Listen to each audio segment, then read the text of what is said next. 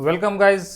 आज हम लोग ज्योग्राफी के एक इम्पॉर्टेंट टॉपिक की ओर आए हैं जो कि है अक्षांश व देशांतर। और हर एग्ज़ाम में इसमें से क्वेश्चन 100% आता है और बच्चे गलत करते हैं, लेकिन इस वीडियो को देखने के बाद मैं चैलेंज करता हूं कि आपका एक भी क्वेश्चन छूटने वाला नहीं है। चलिए आइए देखते हैं, थॉरली इस टॉपिक को कवर करते हैं। देखिए बेटा, ये हमारा एक ग्लोब है जिसको हम पृथ्वी कहते हैं, और जो रेखाएं उत्तर ऊपर होता है, दक्षिण नीचे होता है, पूर्व और पश्चिम, जो रेखाएं पूर्व से पश्चिम या पश्चिम से पूर्व की ओर खींची जाती है उसे हम अक्षांश रेखाएं कहते हैं। फिर से बोल रहा बेटा, पश्चिम से पूर्व की ओर या पूर्व से पश्चिम की ओर जो खींची जाती रेखाएं इसे अक्षांश रेखाएं कहते हैं। ये सारी रेखाएं काल्पनिक होती है। इसका मनुष्य ने इसलिए प्रयोग किया है ताकि किसी भी दो देशों के बीच की एक दूरी को और दो देशों के बीच की लोकेशन को समझा जा सके। अब देखिए, जो पृथ्वी है उसके बीचों बीच से 0 डिग्री जो आप देख रहे हैं अक्षांश रेखा होकर गुजर रही है, ये देखिए 0 डिग्री, इसे हम भूमध्य रेखा या विषुवत रेखा या इसे इंग्लिश में इक्वेटर कहते हैं। यानी हम ये कह सकते हैं कि 0 डिग्री जो अक्षांश रेखा है वही हमारी विषुवत रेखा है, वही हमारी भूमध्य रेखा है, या उसे हम इक्वेटर भी कहते हैं। उसी तरीके से ऊपर की ओर कई सारी अक्षांश रेखाएं खींची जाती है जो कि भूमध्य रेखा के ऊपर और भूमध्य रेखा के नीचे की ओर होती है। भूमध्य रेखा 0 डिग्री से लेके ऊपर 90 डिग्री तक उत्तरी गोलार्ध कहलाता है, और 0 डिग्री भूमध्य रेखा या विषुवत रेखा से दक्षिण में 90 डिग्री तक दक्षिणी गोलार्ध कहलाता है।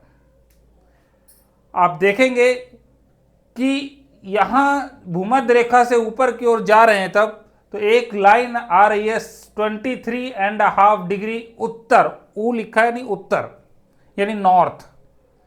तो 23.5 डिग्री भूमध्य रेखा से ऊपर से जो एक रेखा अक्षांश रेखा गुजर रही है उसको हम कर्क रेखा कहते हैं बच्चों।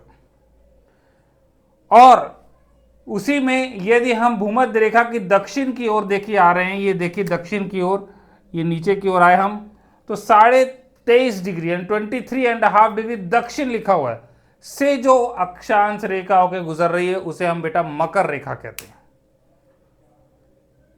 और हम यदि बात करें तो भारत जो है वहां से जो रेखा होकर गुजरती है वो बेटा कर्क रेखा है। यानी भारत से कर्क रेखा होकर गुजरती है, और मैंने पिछले क्लास में बताया भी था आपको कि ये 8 राज्यों से होकर गुजरती है और यही कर्क रेखा है।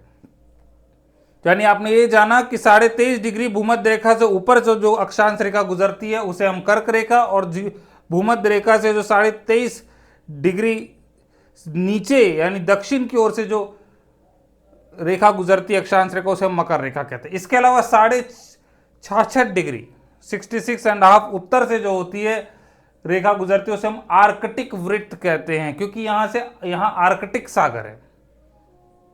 फिर से देखिए 66.5 डिग्री 66.5 डिग्री उत्तर यानी भूमध्य रेखा से उत्तर की ओर से जो होकर गुजर रही लाइन उसे हम वृत्त बना रही है। देखिए एक सर्कल बना रही है ये पूरा, तो इसलिए हम इसे आर्कटिक वृत्त कहते हैं।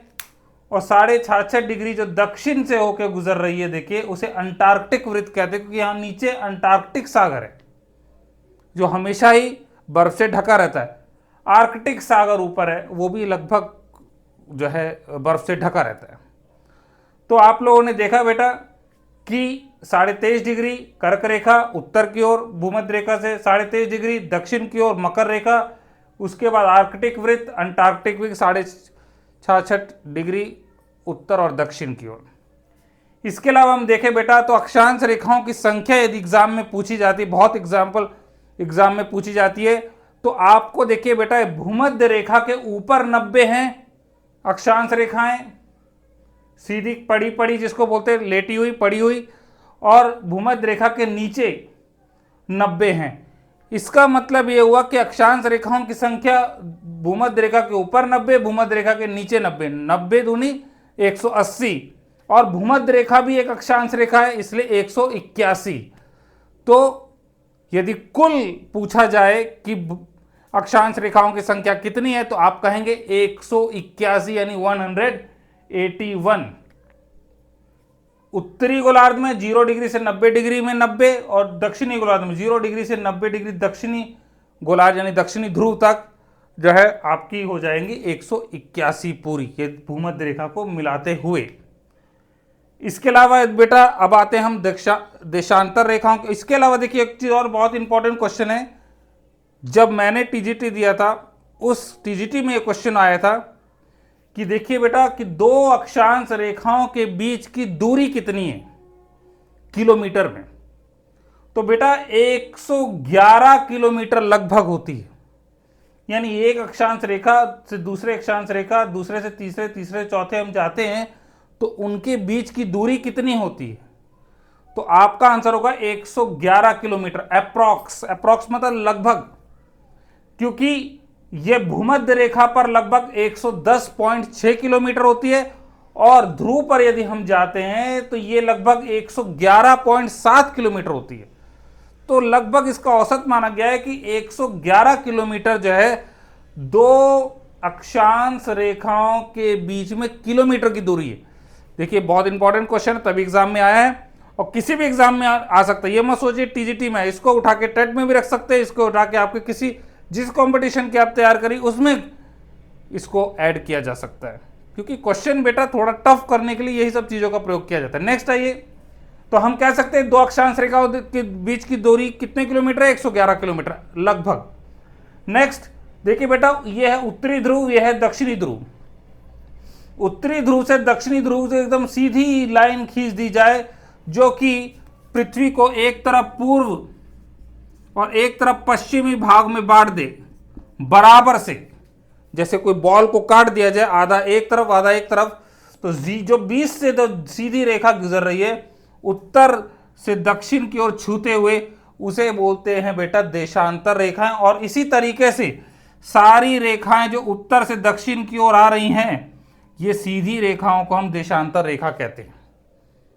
और जो बीचों बीच जो होके गुजर रही है रेखा, 0 डिग्री जो बीचों बीच होके गुजर रही है रेखा बेटा, ये जो रेखा है देशांतर रेखा, इसको ही हम प्रधान मध्याह्न रेखा, या इसी को हम प्रधान याम्योत्तर रेखा, या इसी को हम ग्रीनविच रेखा कहते हैं। देखिए 0 डिग्री देशांतर को हम क्या कहते हैं, फिर से बोलिए, प्रधान मध्याह्न रेखा, या प्रधान याम्योत्तर रेखा, या ग्रीनविच रेखा। क्योंकि बेटा यही रेखा है जो लंदन के करीब ग्रीनविच नामक स्थान से होकर गुजरती है, और इसी रेखा को, इसी देशांतर रेखा को मानकर प्रधान स्टैंडर्ड टाइम मानकर पूरे विश्व में समय को निर्धारित किया जाता है। जैसा कि पिछले वीडियो में मैंने आपको बताया था, 5.5 घंटा भारत का समय आगे है किससे, ग्रीनविच समय से। ठीक है बेटा, अब इसकी संख्या कितनी होती है देशांतर रेखाओं की, तो देखिए बेटा इसकी संख्या होती है 360। कैसे, अब ये देखिए 0 डिग्री देशांतर जिसको हम ग्रीनविच रेखा भी कहते हैं, इसके पश्चिम में जो रेखाएं हैं उनकी संख्या है 169, 169, और इससे पूर्व में जितनी संख्या है वो है 169।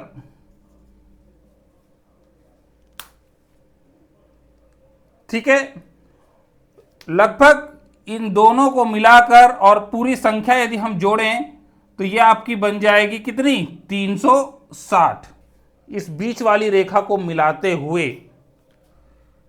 तो इस हिसाब से आप देखें तो देशांतर रेखाओं की संख्या कितनी होती है, 360 होती है बेटा। ठीक है, आगे की ओर हम बढ़ते हैं।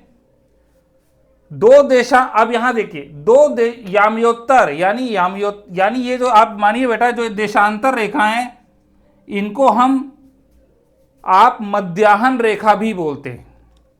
क्या बोलते हैं, मध्याह्न या याम्योत्तर रेखा। तो आप ये देखेंगे मध्याह्न या याम्योत्तर रेखा जो है इसके बीच की दूरी भी बेटा लगभग 111.3 किलोमीटर होती है। तो आप देख पा रहे हैं कि दो याम्योत्तर के बीच की दूरी विषुवत वृत्त पर, विषुवत वृत्त मतलब ये विषुवत रेखा यहां बीच से होकर गुजरती है, तो ये जो सर्कल बनता है यहां पर इसकी दूरी 111.3 किलोमीटर, तथा ध्रुव पर, क्योंकि ध्रुव से ही ये शुरू हो रही है तो दोनों सब रेखाएं ध्रुव पे जाके जुड़ जाती हैं, तो इनके बीच में दूरी 0 किलोमीटर होती है। यानी आप जान रहे हैं कि दो अक्षांश रेखाओं के बीच की दूरी 111 किलोमीटर लगभग, और दो देशांतर रेखाओं के बीच की दूरी 111.3 किलोमीटर होती है। इसको इस तरह लर्न कर लीजिए, यदि समझ में कम आ रहा है तो आप इसे लर्न कर लीजिए, प्रॉपरली आपको लर्न हो जाएगा। और ये मैंने बताया आपको भारत का समय जो है जीएमटी यानी ग्रीनविच मीन टाइम, यानी कि प्रधान मध्याह्न रेखा या ग्रीनविच टाइम पे 5.5 घंटा 5 घंटा 30 मिनट आगे रहता है। पिछले वीडियो में मैं आपको बता चुका हूं। इसके अलावा देखिए बेटा, ये मैंने आपको बताया कि दो देशांतर रेखाओं के बीच की दूरी को गौर कहते हैं। क्या कहते हैं बेटा? गौर, GORE, गौर। यानी इस देशांतर और इस देशांतर के जो बीच जो दूरी है इसको हम गौर कहते हैं, गौर, GORE। ठीक है बेटा। अब एक और रेखा इंपॉर्टेंट है, वो है अंतरराष्ट्रीय तिथि रेखा, जो 180 डिग्री देशांतर रेखा को हम अंतरराष्ट्रीय तिथि रेखा कहते हैं। फिर से देखते हैं, 0 डिग्री देशांतर रेखा को ग्रीनविच रेखा, प्रधान मध्याह्न रेखा या याम्योत्तर रेखा कहते हैं, और 180 डिग्री जो देशांतर है उसे हम देखिए क्या कहते हैं? अंतरराष्ट्रीय तिथि रेखा। जो आपको यहां को देखने को मिलेगी, यह रेखा साइबेरिया, जो रूस का वो भाग जो एशिया में है, क्योंकि रूस दुनिया का सबसे बड़ा देश है, उसे हम साइबेरिया कहते हैं। इसलिए मैंने रूस ब्रैकेट में साइबेरिया लिखा है। देखिए ये रूस का भाग है, पृथ्वी गोल है, यदि हम गोल करते हैं तो इधर यहां पर अलास्का आता है। क्या आता है बेटा? अलास्का, और नीचे यूएसए आता है, कनाडा, यूएसए। ये अलास्का का भाग दिख रहा है, ये है 180 डिग्री आपकी क्या देशांतर रेखा। ये है बेटा तिथि रेखा, अंतरराष्ट्रीय तिथि रेखा इसे कहा जाता है, क्योंकि इसके एक तरफ यदि हम पूर्व की ओर जाएंगे तो समय बढ़ेगा, और यदि इससे पश्चिम की ओर जाएंगे तो समय घटेगा। 24 घंटे का अंतर आता है 12-12 घंटे के हिसाब से। तो आप इतना नहीं समझ पा रहे तो इतना जरूर समझ लीजिए कि 180 डिग्री देशांतर रेखा जो है उसे हम क्या कहते हैं? उसे हम अंतरराष्ट्रीय तिथि रेखा कहते हैं। आइए आगे देखते हैं। 180 डिग्री देशांतर रेखा अंतरराष्ट्रीय तिथि रेखा कहलाती है, जिसकी खोज 1884 में वॉशिंगटन सम्मेलन में हुई थी, अमेरिका में, 1884 में। पृथ्वी पश्चिम से पूर्व की दिशा में घूमती है। अच्छा हाँ, ये भी पता होना चाहिए आपको, पृथ्वी घूमती कैसे। देखिए एक यहाँ छोटा सा डायग्राम मैंने बनाया है, ये पृथ्वी है, और पृथ्वी देखिए पश्चिम इधर है, पूर्व इधर है, तो इधर से इस तरह यानी ऐसे रोटेट करती है, ऐसे पश्चिम से पूर्व की ओर पृथ्वी ऐसे रोटेट करती है, ऐसे घूमती है। ठीक है बेटा, मालूम होना चाहिए पृथ्वी पश्चिम से पूर्व की ओर घूमती है। ठीक है, और पूर्व की ओर बढ़ने पर प्रत्येक देशांतर में 4 मिनट बढ़ता है। मैंने आपको बताया था कि एक देशांतर से दूसरे देशांतर जब हम पूर्व की ओर बढ़ते हैं, क्योंकि भारत जो है विश्व, इसमें देखिए देशांतर रेखा बीच से निकाल दे तो भारत पूर्व की ओर है, ये पूर्व है, इधर इंडिया पूर्व की ओर है देशांतर से। तो जब हम पूर्व की ओर जाते हैं तो एक देशांतर से दूसरे देशांतर जाने में 4 मिनट लगता है। कितना? 4 मिनट लगता है। तो ये बता रहे यदि हम पूर्व की ओर बढ़ते हैं तो प्रत्येक देशांतर में 4 मिनट बढ़ता है, तथा यदि पश्चिम की ओर जाते हैं तो 4 मिनट घटता है। यानी हम इधर से इधर की ओर जाएंगे तो 4 मिनट प्लस होगा टाइम में, इसलिए हमारा 5.5 घंटा आगे है। और यदि हम पश्चिम की ओर जाएंगे तो 4 मिनट माइनस होगा एक देशांतर रेखा पर।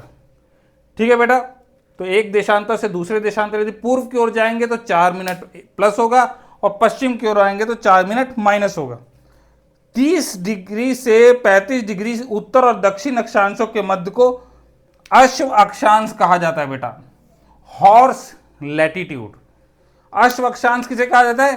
23 ये रहा, और इसके ऊपर यहाँ 30 और यहाँ 35 और यहाँ भी 30, यहाँ 35, यानी 30 और 35 डिग्री के बीच का ये जो पेटी दिख रही है आपको, 30 डिग्री और 35 डिग्री के बीच की ये पेटी जो दिख रही है बेटा, ये आपकी हॉर्स लैटिट्यूड, अश्व अक्षांश कहलाते हैं, क्योंकि बेटा यहां पर इतना वायु दाब होता है, इतना प्रेशर होता है कि यहां पर जो है तापमान में बहुत अंतर आता है। इसलिए पहले व्यापारी लोग ज्यादा मौसम खराब हो जाते थे यहाँ पे 30 से 35, अब तो अपने घोड़े को वो पानी में फेंक दिया करते थे ताकि वजन कम हो जाए उनका, और मौसम उनको लगता था कि क्या हो रहा है उन्हें समझ नहीं आता था, इसलिए घोड़े फेंक दिए जाते थे मौसम खराब होने के कारण, क्योंकि ये 30 से 35 डिग्री उत्तर और दक्षिण में जो अक्षांश रेखाएं, इनके बीच में बेटा अस्थिरता तापमान में होती थी, इसलिए से अक्षांश कहते हैं इस 30 से 35 डिग्री उत्तर और दक्षिण